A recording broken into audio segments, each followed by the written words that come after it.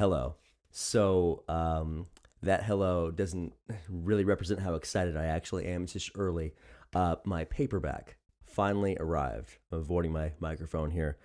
I'm so excited to actually get this and hold it in my hands.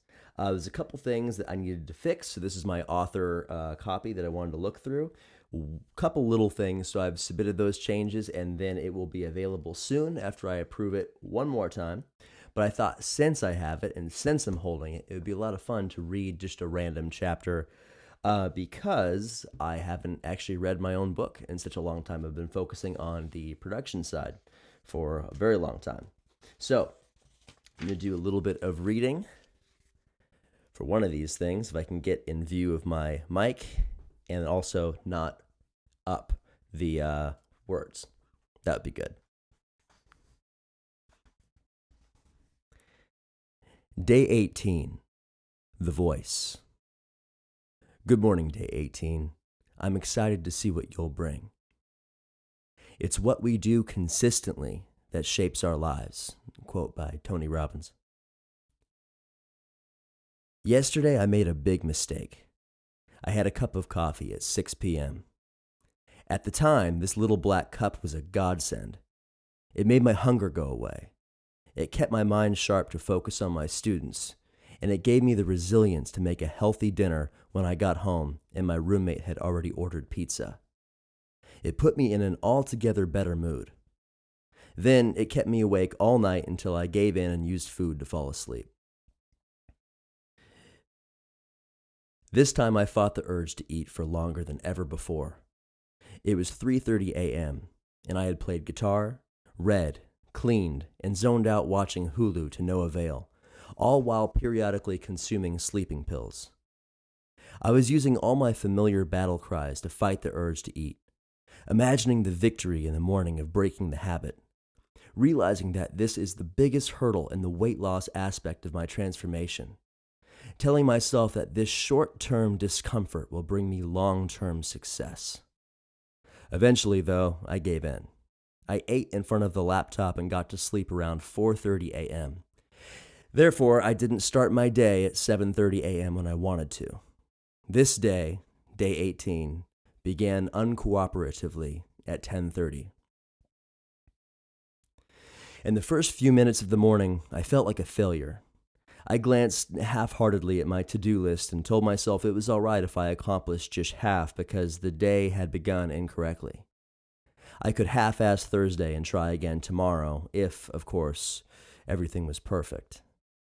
I'm looking at this scenario now in more depth and wondering where this voice originates. After trying to write and finding myself clomping incoherently at the keyboard, I mustered up the energy to walk down to the soccer field and attempt my sprints.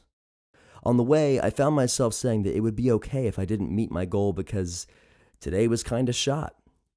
Even after my first sprint, when endorphins were high, confidence was high, and the joy of running as fast as I could returned to my depreciated body, the voice began to advocate for falling short. This voice not only forgives not reaching my goals, but it introduces the idea in the first place. These thoughts were something I'd never paid attention to before. Why do I have them? Where do they come from? How many times a day do I introduce the idea of falling short to myself? And what would life be like if I never had these thoughts at all? I have to tell myself, starting now, that what matters most is what I do when things aren't perfect. What makes champions, which is what I wish to become, is how they perform when conditions aren't right, when they've had no sleep, when they are injured, or when the chips are down. For me, on a smaller scale, days like today are when my routine matters most. It's easy to go to the gym when I feel like it. It's easy to write when I'm inspired and well-rested. It's easy to be positive and focus on my desires when things are good.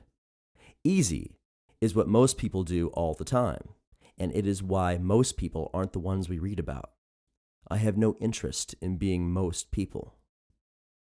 Today, conditions weren't perfect, but I stepped onto the field anyway and reached my goals. Moments like this are going to shape me into who I want to be. I'm not going to give up being in great shape, having wealth, a successful book, and an abundant life just because it's hard. Moments like today are what I need to crave, what I need to seek out to prove how deep my convictions are. The more I do that, the more ammo I have to silence that voice that tells me to stop before the race has finished. This voice is something I've never noticed before, but today I proved it wrong. I proved to myself that the voice isn't me, and now I recognize how much of my life is steered by that old voice, and what my life could be like if I could silence it forever. Today, the one that started all wrong, was a great day. Speaking of that little voice, I almost lost my place so many times. And that little voice says, oh no, you're going to have to do this whole thing again. The whole thing again. You're going to mess up. But prove that voice wrong. Thank you so much for watching and listening. And I will see you soon.